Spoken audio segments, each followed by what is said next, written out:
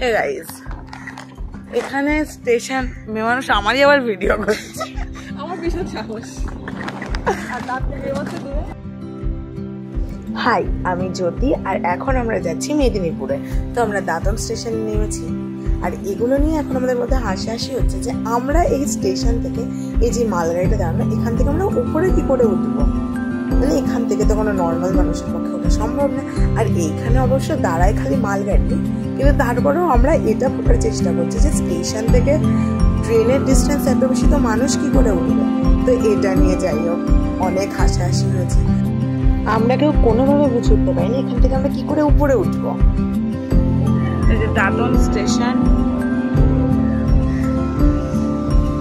এখন আমরা দাদন স্টেশনে সকালবেলা 6টা।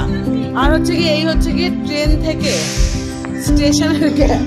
মানুষ কি করে উঠবে, মানুষ লাভ দিয়ে পুরো স্টেশন এরকম। এই যে গ্যাপ মাঝখানে নাই নাই করে প্রায় 20-25 ফুটের গ্যাপ আছে।